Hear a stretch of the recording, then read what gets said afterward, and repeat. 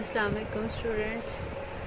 अच्छा जी, previous lecture में हम 1.4 क्वेश्चन नंबर 3 तक कंप्लीट कर चुके हैं। आज हमने क्वेश्चन नंबर 4 से स्टार्ट करना है।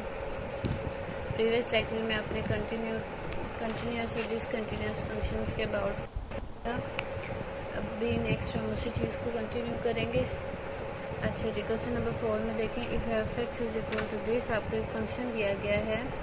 ठीक है, लास्ट लेक्चर में आपने ये देखा था कि जब हमारे पास कंटिन्यूस या डिसकंटिन्यूस फंक्शन किन तीन कंडीशंस को सेटिस्फाई करता है। First condition f of c is defined, second limit exist करनी चाहिए, और थर्ड फंक्शन जो है वो लिमिट वैल्यू और फंक्शनल वैल्यू दोनों सेम होनी चाहिए। यहाँ पे वो क्या कर रहा है, फंक्शन आपको उसने दे दिया है, वो कहते हैं फाइंड सी, आपने वैल्यू ऑफ सी फाइंड करनी है, ये वाली सी। ठीक है, सी की वैल्यू आपने फाइंड करनी है so that limit f x approaches to 1 f x exist, जबकि आपकी एफ एक्स की जो लिमिट है वो एग्जिस्ट करती है, मतलब गिवन है आपको ये चीज़। ठीक है, आपने इसको यूज़ करते हुए सी की वैल्यू को फाइंड करना है। बहुत ही छोटा सा आसान सा सवाल है। अब देखिए, लिमिट एग्जिस्ट करने से क्या मुराद है, मैंने आपको बताया था when left limit is equal to right limit, तो आपकी लिमिट एग्जिस्ट करेगी। अब गिवन है लिमिट एग्जिस्ट करती है, तो हम क्या करेंगे, लेफ्ट हैंड लिमिट और राइट हैंड लिमिट कैलकुलेट करेंगे। ठीक है, first of all left hand limit लेंगे, तो x अप्रोचेस टू लिमिट क्या है, -1। लेफ्ट के लिए हम छोटा सा माइनस लगाते हैं। अब देखें, इसमें फंक्शन कौन सा यूज़ होगा, when x is less than -1। ठीक है, लेफ्ट के लिए हम हमेशा वो फंक्शन यूज़ करते हैं जहाँ फंक्शन उस पॉइंट से छोटा हो, लेस हो। और राइट में हमारे पास क्या आ जाएगा, लिमिट x अप्रोचेस टू -1, इसके ऊपर छोटा सा प्लस, और फंक्शन क्या आ जाएगा, when x is greater than -1। अब इसमें आप -1 पुट करेंगे तो ये हो जाएगा +1।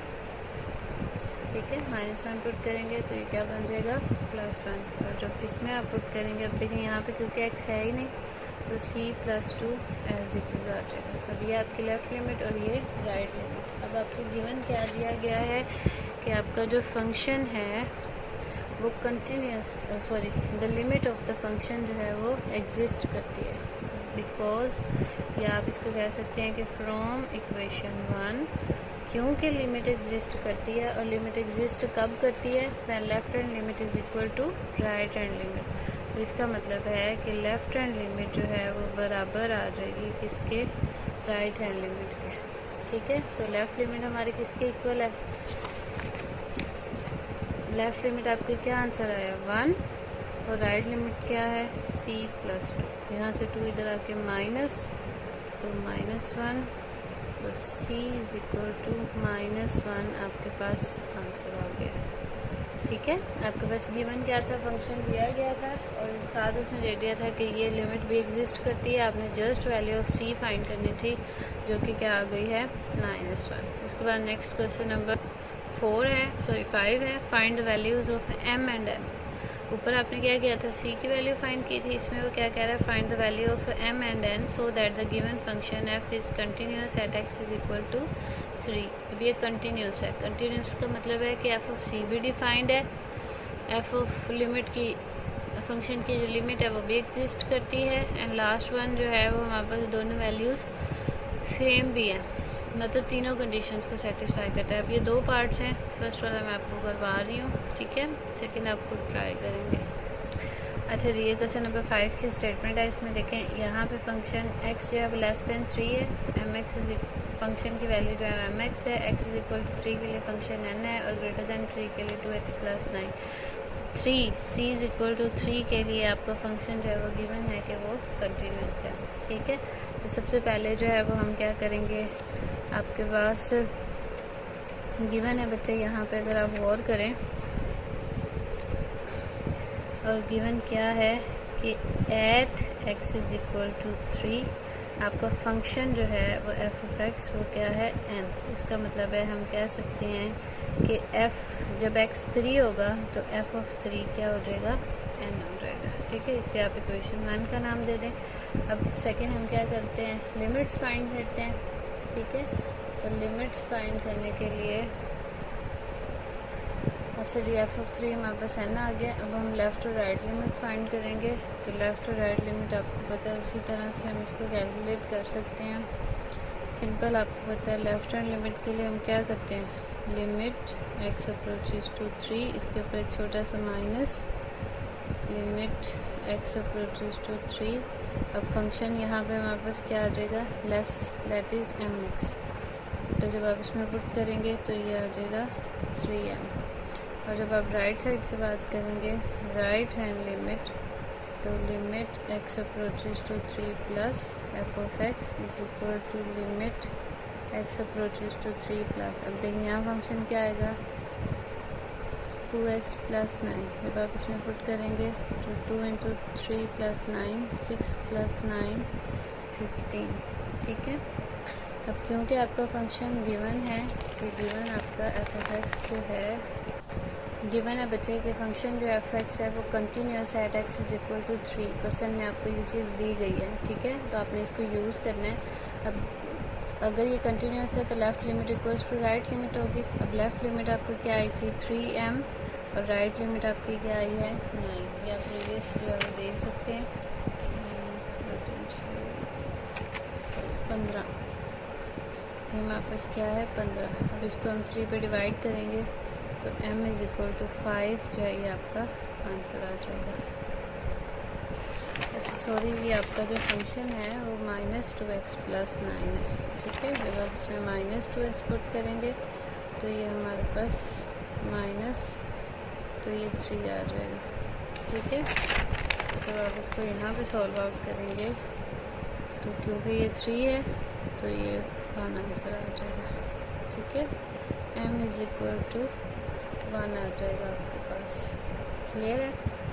चले, अब हमारे पास नेक्स्ट थर्ड कंडीशन क्या होती है, limit value is equal to functional value. अब फंक्शनल वैल्यू लेके आपके पास क्या आई है, f of 3 is equal to n, और लिमिट वैल्यू हमारी क्या है, एक साइड पे आई है 3m, दूसरी हमारी क्या आ गई है 3।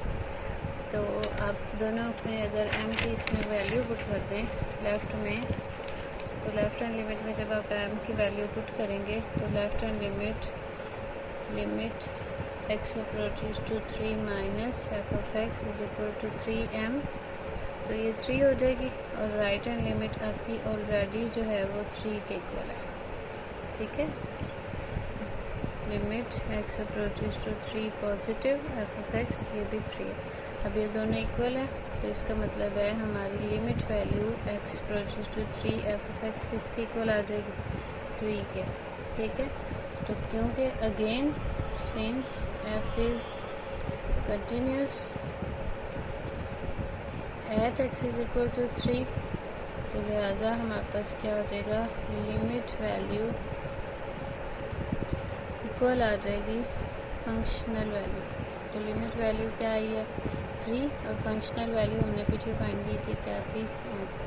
तो ये हमारा n हो गया, और m इज़ इक्वल टू 1 जो है वो हम पहले कंक्लूड कर चुके हैं। तो ये आपकी m और n की वैल्यूज आ गई हैं। क्लियर है।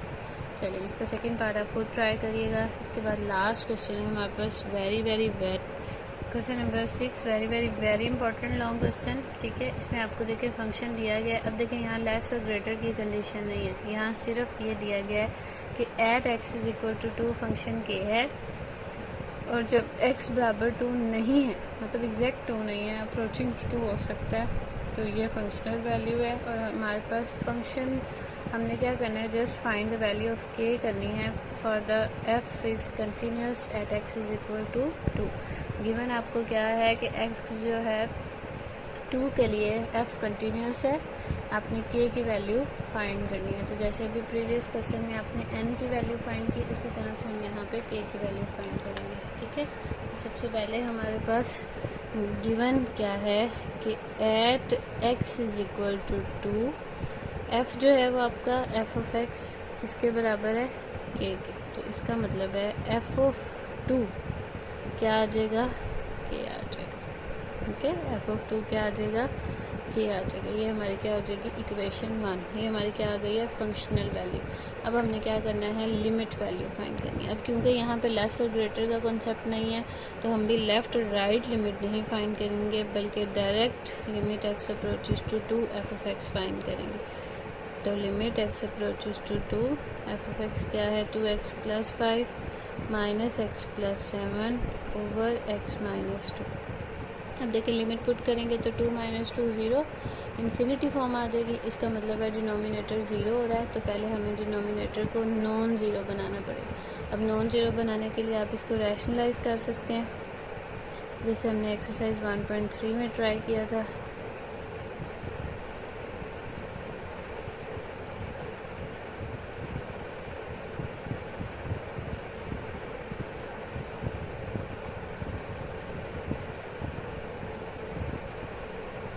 ठीक है, ये हमने इसको रैशनलाइज कर दिया है। जब आप इसको रैशनलाइज करके अपर पार्ट को अपर से मल्टीप्लाई करेंगे तो देखिए a² - b² square root cancel हो जाएगा। ठीक है, तो ये हमारे पास कुछ इस तरह की फॉर्म बन जाएगी कि लिमिट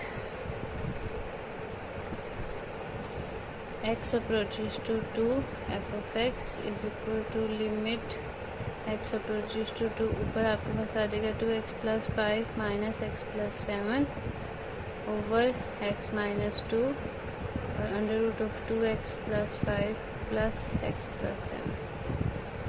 ठीक है, अब जब ऊपर आप इसको सॉल्व करेंगे तो 2x - x x + 5 - 7 - 2 ओवर आपके पास x - 2 2x + 5 प्लस x + 7, ये इससे cancel.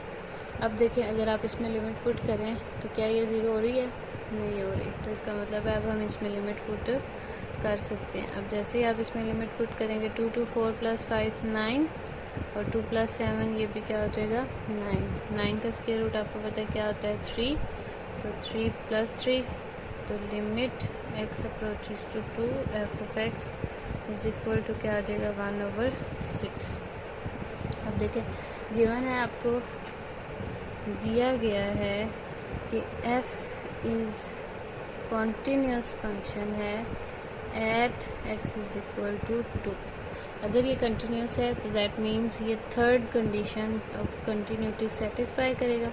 Limit x approaches to 2, इसको हम इक्वेशन 2 का नाम दे रहे हैं। यही दो कंडीशंस होती हैं ना, limit x approaches to 2 f x is equal to f of 2, कि x अप्रोचेस टू c के लिए आपका फंक्शन जो है वो f ऑफ c के बराबर होना चाहिए।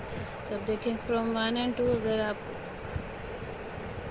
1 में हमने क्या देखा था कि f ऑफ 2 किसके इक्वल है k के इक्वल है, तो यहाँ से हमें क्या पता चल रहा है कि लिमिट जो है वो किसके बराबर है 1/6 के, तो ये 1/6 और ये k, तो k इज इक्वल टू 1/6 आपका रिक्वायर्ड जो है वो आंसर। क्लियर है? चलिए, इसी के साथ आपकी एक्सरसाइज कंप्लीट हो गई है। नेक्स्ट इंशाल्लाह हम सेकंड चैप्टर स्टार्ट करेंगे। ओके जी, अल्लाह हाफिज़।